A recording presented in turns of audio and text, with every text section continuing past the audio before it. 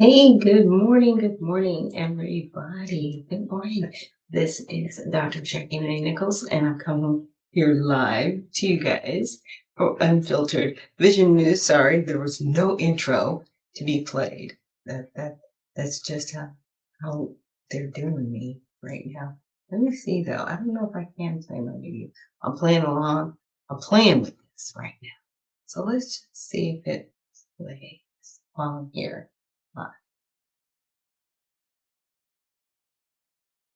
Okay, now I gotta upgrade the plan. Like, no, you may not do that. But let me see if I can at least play my Monday recap intro. Nope, I can't play any clips. Like this is just wrong. This is wrong. Okay, but at least I'm here live. Yeah, I'm trying to do the live thing. I'm not really ready to upgrade yet. Again, to StreamYard. I just want to see how this goes. If anybody joins me here this morning, if there's any warning, because I didn't preset the show, so nobody kind of knows I'm here unless it reaches out to my viewers. So, good morning again. Thank you so much for joining me here on Unfiltered Vision News, bringing you the news unfiltered Monday through Friday. And today is Recap Monday. I know I was off last week, had to relocate my office. Hopefully, everything looks better to you guys. It looks better to me. I like it. I'm happy about the move. And I wanted to get into some news because, yes, I was away, but I was still trying to get my ear to the ground. It's like, what's going on? So I know this redistricting thing has just been like setting it off. Everybody is losing their ever loving minds. I mean, just right. You don't feel like calm down, calm down. I think you're gonna be. But let's check this video out from CBS Evening News. Political battle over redistricting. Democrats and Republicans had been in a stalemate to win the House midterm maps. CBS's Aaron Navarro is at the White House with more on that. Aaron. Good evening, Jerika. The battle over redistricting is swinging in Republicans' favor, giving them a built-in advantage to retain control of the House, despite President Trump's record low approval rating. Anger boiled over at the Louisiana state capitol Friday during a contentious redistricting hearing, less than 2 weeks after the U.S. Supreme Court allowed the state to redraw its congressional maps, weakening the Voting Rights Act. We want the map drawn right. That is our right. In the Alabama State House, protesters disrupted a similar redistricting session. On the same day, Virginia's top court struck down a voter-approved plan intended to help Democrats pick up 4 U.S. House seats. We're definitely going to try to keep fighting this battle. 21 yeas, 17 nays, Mr. President. So the bill passes. With less than 6 months to go before the midterms, there is a seat-by-seat battle for control of the House underway, Republicans appearing to have the advantage. The president's party could gain up to 12 more seats than Democrats if multiple southern states are allowed to finalize their maps. Yeah. So, yeah, this has been a very contentious argument, right? We can say that. It has been pretty wild. And so I just wanted to jump into the conversation because I'm telling you, I went off last week and I was like, oh my gosh, all of these things are happening all at once. Okay. So I went back and I was like, okay, let's check out the voting rights, right? Let's go back to, I should say, the beginning, right? So it was regarded as one of the most effective pieces of civil rights legislation in U.S. history. President Lyndon B. Johnson signed it into law August 6, 1965, in direct response to violent suppression of Black voters in the South, notably the Selma marches and Bloody Sunday. Its core goal was to enforce the 15th Amendment, which prohibits denying the right to vote based on race by banning discriminatory practices that kept many African Americans or American Negroes, I prefer that one, I prefer that term, and later other minorities from registering and voting. So the intent, let's go back to the intent of the law. The intent of the law was to protect emancipated slaves, right? And their descendants, so they can now vote in peace. Again, let's just talk about how we have a First Amendment that says all men are created equal, but then we have to have civil rights to protect a certain segment of people. It's stupid. It's stupid.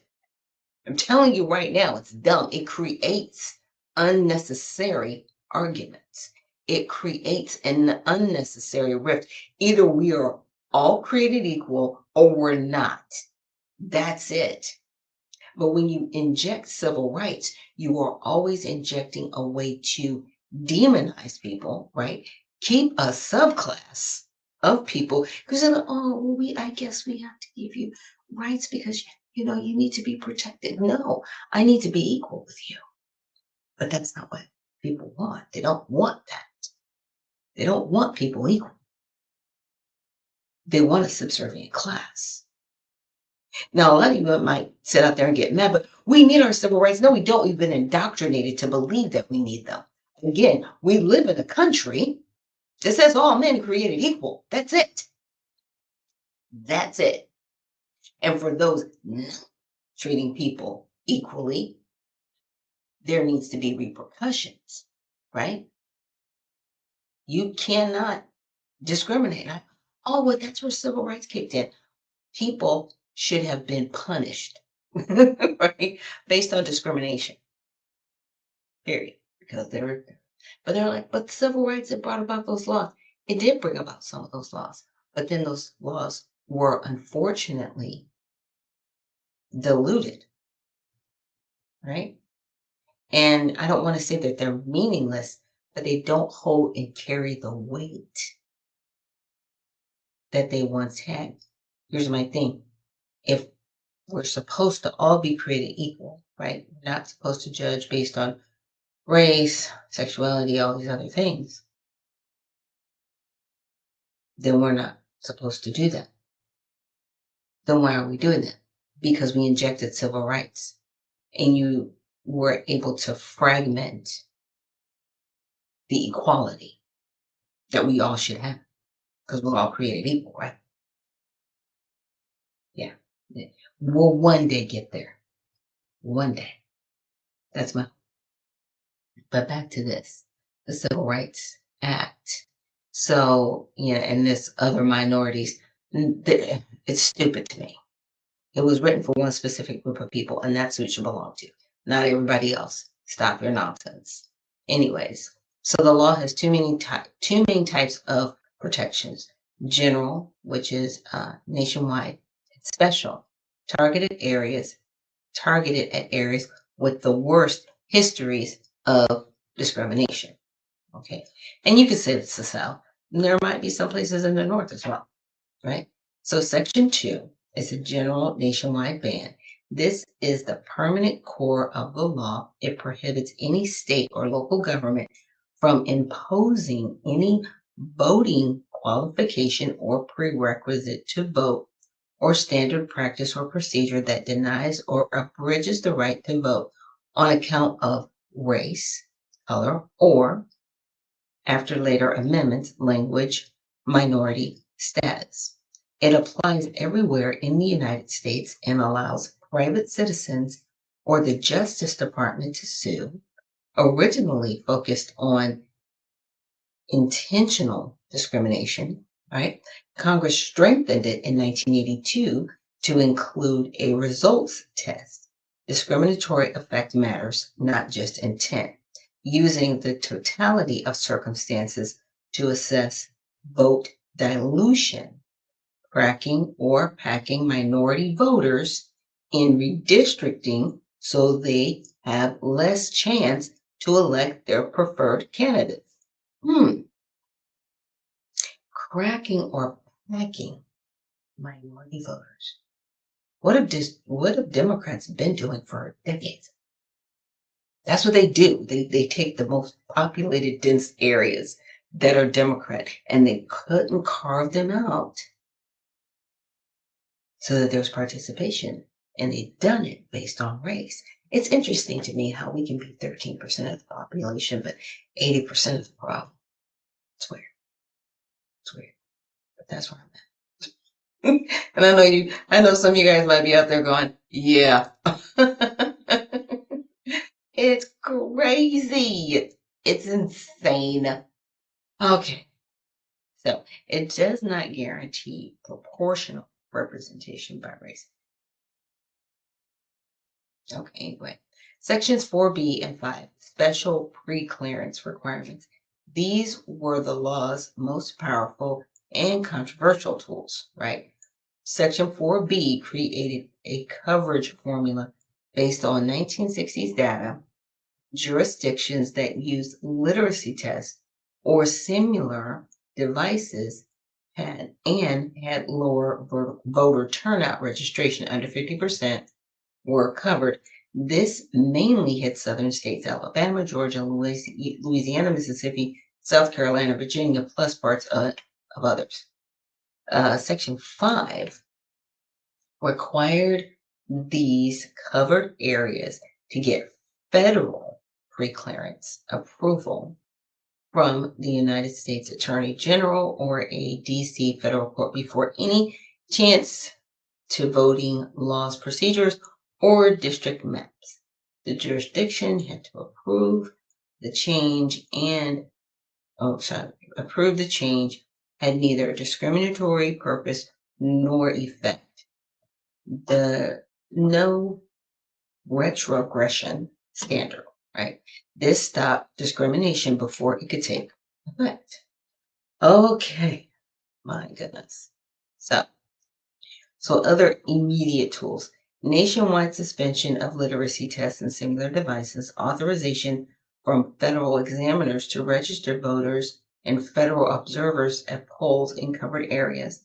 Later expansions in 1975 added protections for language minorities, Spanish, Asian, Native American voters, and required bilingual election materials in certain places. See, that's where it gets disgusting. Because if you are a naturalized citizen, you are required to read, write, and speak English fluently in order to become a naturalized citizen. So why would anybody need a translator? It was initially put in there because Black Americans did not have access to education. And you would say, well, 1965, they should have been more educated. Should have been.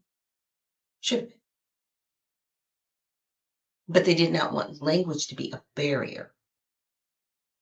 Interesting that they said they didn't want language to be a barrier. Every time I look back at some of these bills, it was a trap to make sure everyone else was able to use the suffrage of the American Negro to basically weave their way in.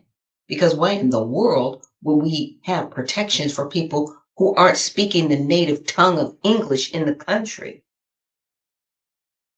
Huh? You shouldn't be able to vote if you cannot speak English.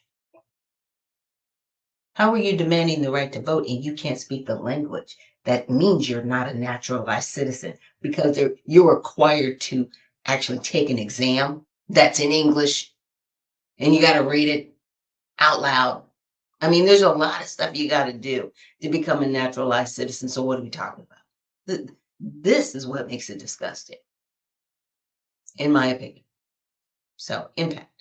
Within years, Black voter registration in the South skyrocketed from single digits to over 50% in many states. It dramatically increased minority political participation. Let's see, the pre-clearance formula and requirement, Section 5, were reauthorized multiple times. Yeah, they did it multiple times. Why? In 1970, 75, 1982. You got to remember, 1986, there was amnesty. So between 70 and 82, there was an influx of people coming to this country, whether they were coming legally or illegally. And then we got emancipation in 1986 because there were just so many people here. Illegally, they were like, we can't remove them. Yeah. But always with the same old 1960s data. Now, in Shelby County versus Holder in 2013, the Supreme Court struck down the coverage formula as outdated, effectively ending free clearance nationwide in a 5-4 decision. This is often called the first major gutting of the Voting Rights Act. Now, Section 2 remains the main surviving enforcement tool today. Now, the recent controversial court decision in Louisiana versus Collis, this is the decision currently generating widespread controversy in 6-3 ruling. Justice Alito wrote the majority opinion, joined by the conservative justices. Justice Kagan dissented. I'm joined by Sotomayor and Jackson. The court struck down Louisiana's 2024 congressional redistricting map that created a second majority Black district. Louisiana had drawn the map after lower courts found its previous map diluted Black voting strength in violation of Section 2 of the VRA. So that's interesting because, like I said, they keep going back and forth with the race game. So let's just see. So drawing the second majority Black district constituted an unconstitutional racial gerrymander. I thought we weren't supposed to be doing these things based on race. I thought you couldn't discriminate based on race, but you're doing the maps based on race. It's really weird. Like I said, to me, those are the weird parts. So, the Black district constituted a constitutional gerrymander under the Equal Protection Clause of the 14th Amendment. Race had been the predominant factor in drawing the redistrict, which triggered strict scrutiny. So even though the map was drawn to comply with Section 2 of the VRA, satisfying Section 2 does not automatically provide a compelling governmental interest that justifies race-based districting. The majority said Section 2 must be interpreted to avoid colliding with the Constitution's prohibition on using race as the main factor in redistricting. Like you cannibalize yourself. This is cannibalization of legislation. Because in one breath, you're saying, hey, we need to protect people that look like this. And in another place, it's saying, well, you can't use that for just how you look. I'm telling you, the race game is crazy. It's crazy. Very interesting. But we need to stop playing the race game because, again, we are in a country that has a First Amendment that says all men created equal. Why do we need some rights if all men are created equal? And I know for a lot of people, it might seem like a rhetorical question, but it's a question that needs to be asked and answered because all civil rights has done is created more argument and less protection, in my opinion. Because the people that it was supposed to protect, it doesn't protect them at all. So what is it doing? You know, you may not like Hillary Clinton, she's not always at the top of the list. But the one thing I can't respect that she said, there were a group of young melanated humans, because I'm not going to call everybody American Negro, I'm not sure their lineage, but they went to her and they said, we need to create laws to demand people not be, basically discriminatory. She's like, you cannot legislate people's feelings. You can't tell people how they can and cannot feel with legislation because, that's going into, messing with someone's personal rights. Right? We have freedom of speech, freedom of religion. You cannot dictate that, some people's rights. Anyway, back to the conversation. You can't do that. You can't dictate that. She said, but what you can do is you can create protections using the laws. The part she left out is you can't make them race-based. You can't. Which is why you get the terms marginalized groups. minority groups that need protection.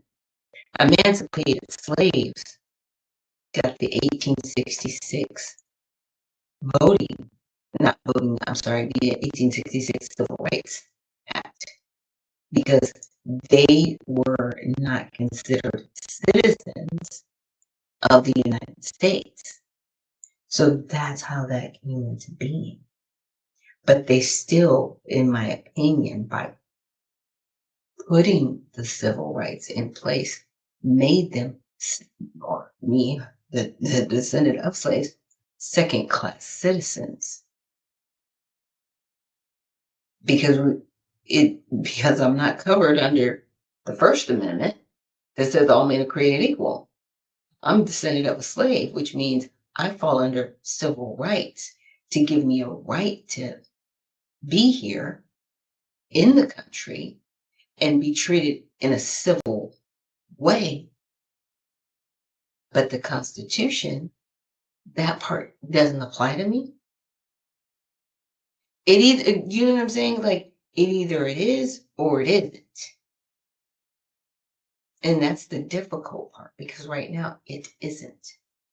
And we're seeing it all crumble and fall apart because it was never built on a solid foundation of actual trust and respect in this country. Very, very sad, very sad. So critics, civil rights group, Democratic officials, dissenting justices argue the ruling eviscerates or renders Section 2 all but dead, but a dead letter, right? They say it guts the last major remaining protection in the VRA after Shelby County will lead to fewer minority elected officials and effectively allow states, especially in the South, to redraw maps that dilute Black and Latino voting power ahead of 2026 midterms. Some called it a devastating blow to multiracial democracy. Stop. Oh, and when I see that, I'm like, stop. It's really gross. Here's my thing. If you get into politics, you should be elected based on what you are going to do to serve the people, not based on the color of your skin, not based on what's in between your legs as far as gender. You know what I mean? Whether you're a man or a woman, it doesn't matter. Are you qualified? And do the people trust you to represent them? That's it. That's it. Nothing to do with anything else. But everybody wants it to make it about race and got to make it about gender. So you create all these wars, and then when you lose the argument, you get mad. You go, oh, I can't believe it. Yeah. You set yourself up for failure. And it's nobody's fault but yours.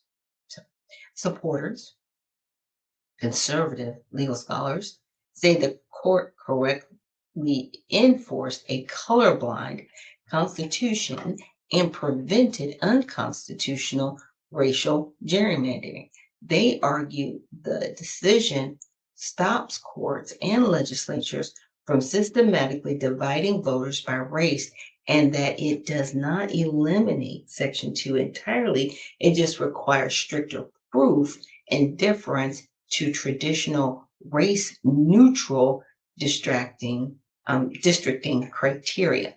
So the ruling has already prompted several southern states to move quickly to redraw maps with fewer majority Black districts. It builds on earlier cases like Allen versus Milligan in 2023, which upheld a Section 2 claim in Alabama, but now tightens the standards significantly in the opposite direction. So in short, the 1965 VRA was designed to be a strong protective shield against racial discrimination in voting. Decades of Supreme Court decisions, especially Shelby 2013 and Nogales in 2026, have progressively limited its scope, leaving Section 2 as the primary but now narrower tool. The debate remains deeply polarized between these who see rulings as necessary corrections against race-based policies and those who view them as dismantling hard-won protections for minority voters.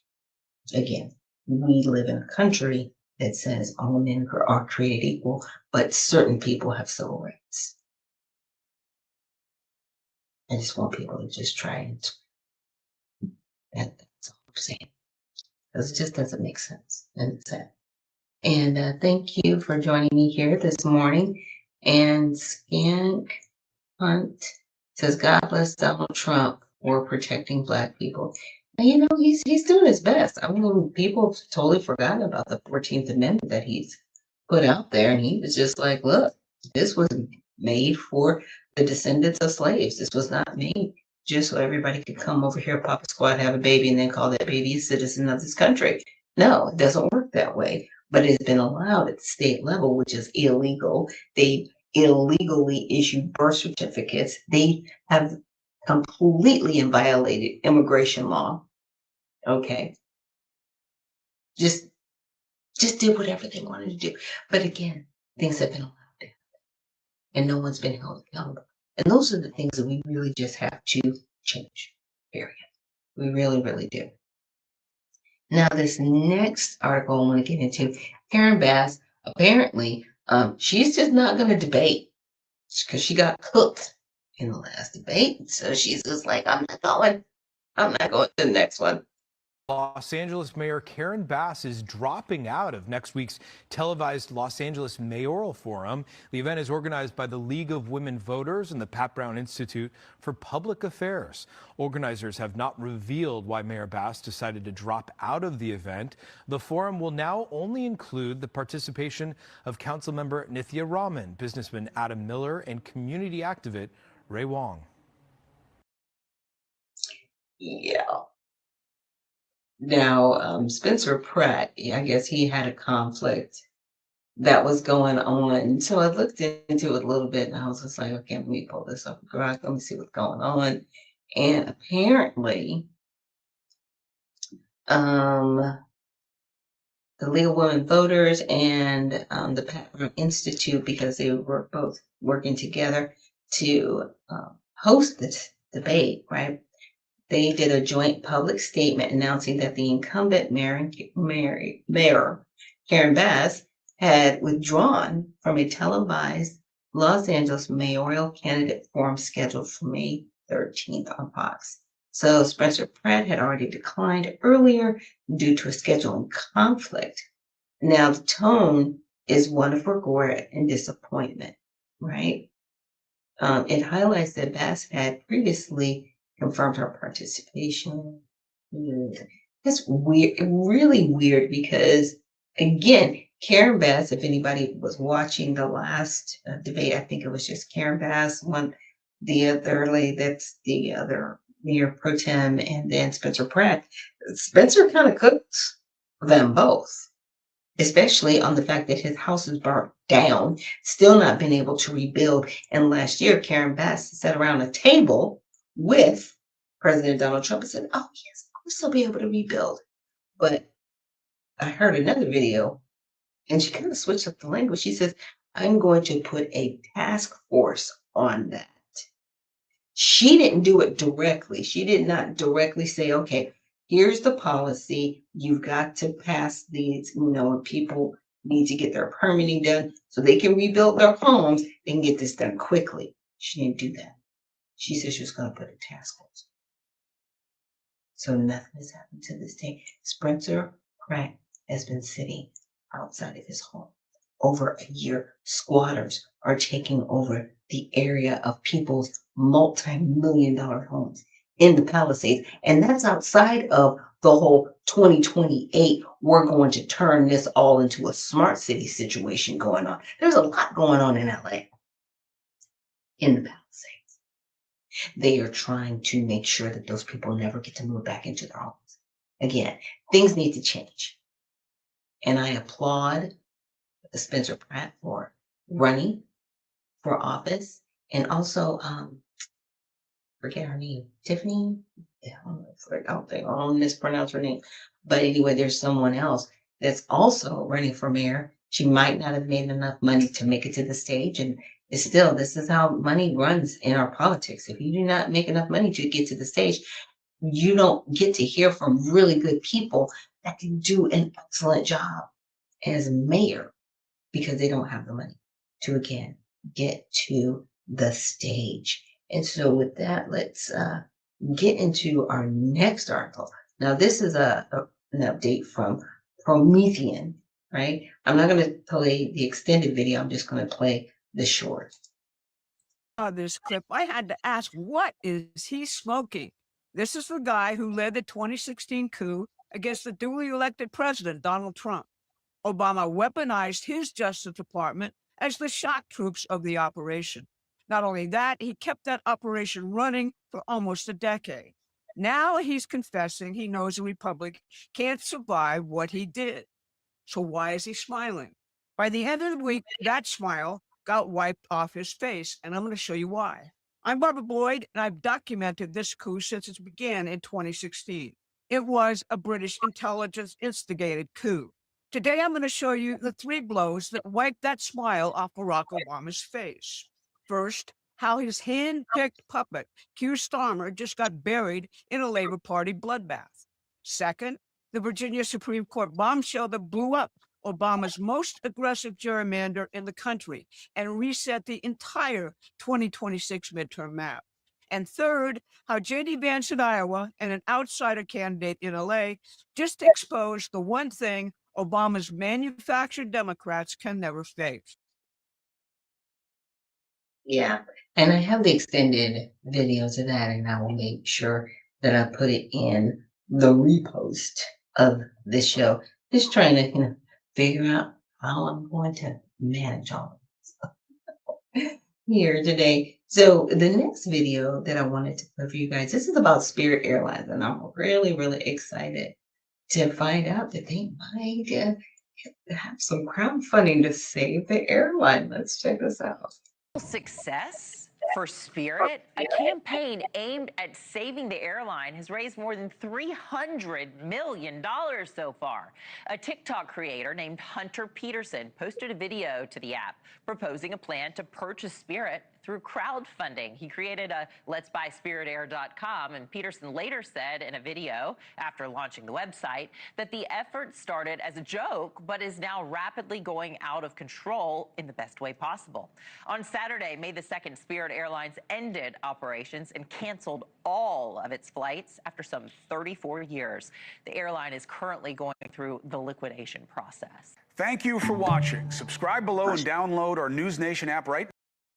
And what a lot of people don't remember about Spirit compared to the other airlines is the fact that they've never had any major collisions or defects with their planes. And I didn't know that. I was like, "Who's a cheap airline?" I was like, oh, really?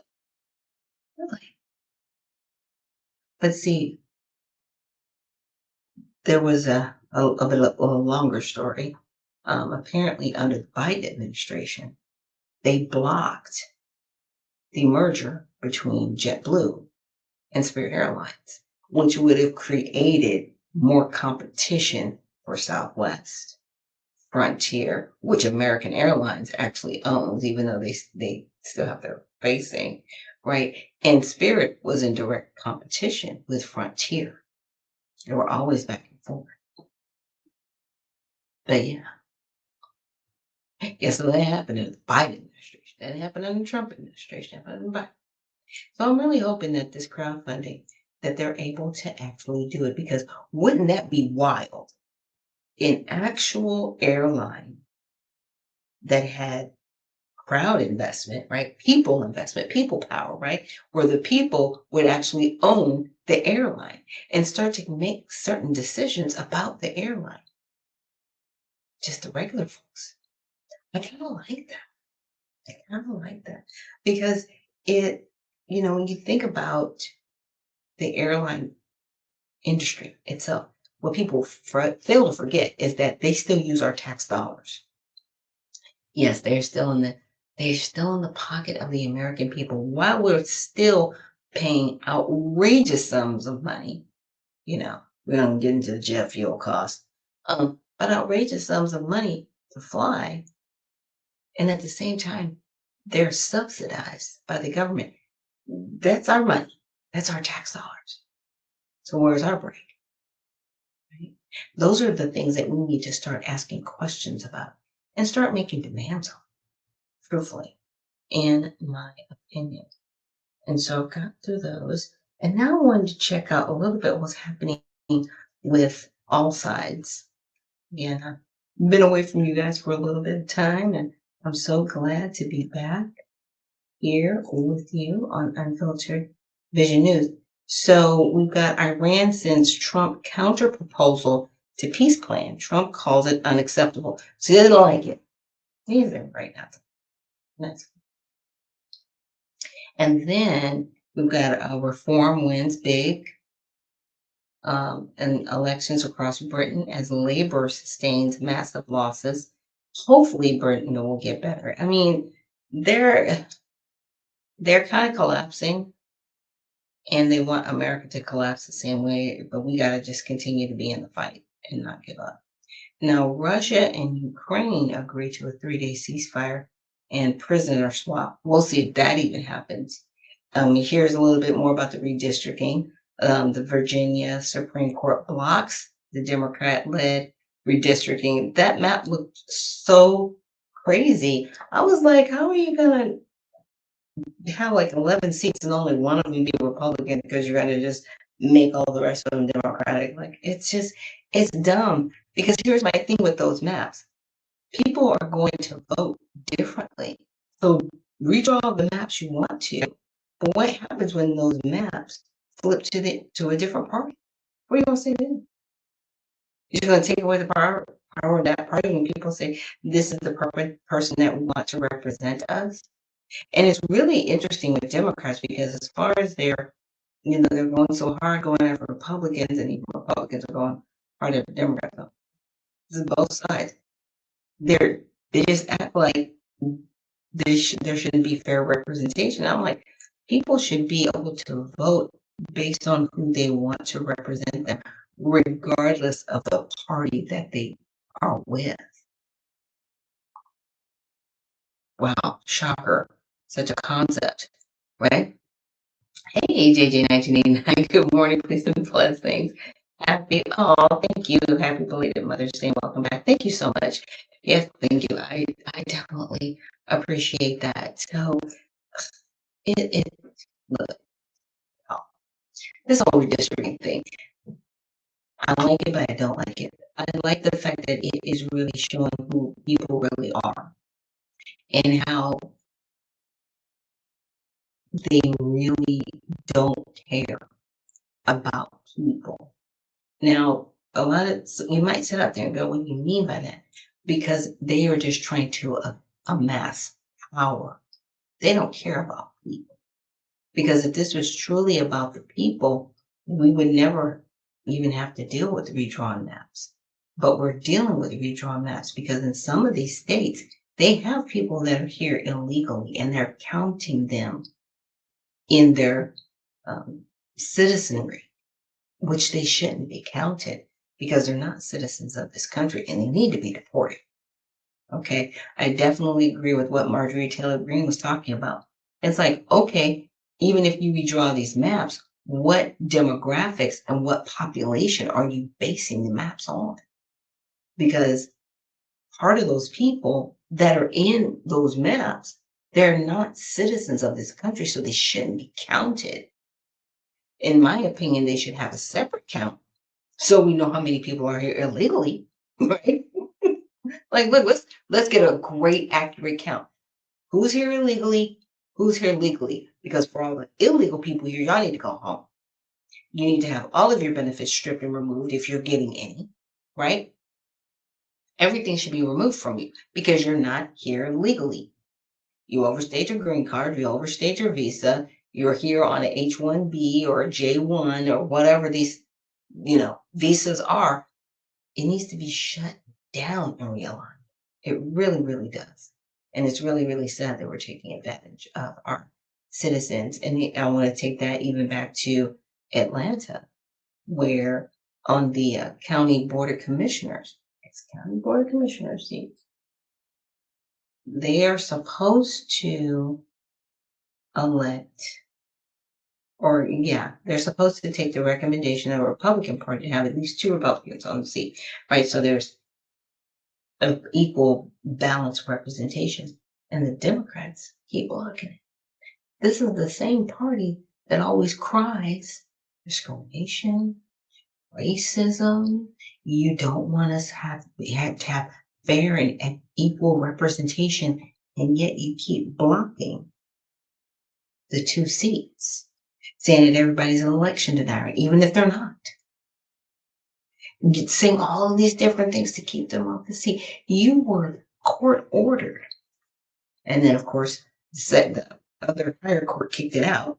And so now they're going up the chain to where I hope they're going to do the state Supreme Court. I hope we don't have to go to the federal, Supreme Court, because we shouldn't have to for a county that is refusing to allow equal representation. The same people that cry about equal representation. I know. Again, there are policies that cannibalize themselves because, again, we live in a country. We live in this beautiful country. It may not be perfect. But we have a constitution that says all men are created equal. But certain men and women here have civil rights, so they're treated equal. And that should never be. We either are or we aren't.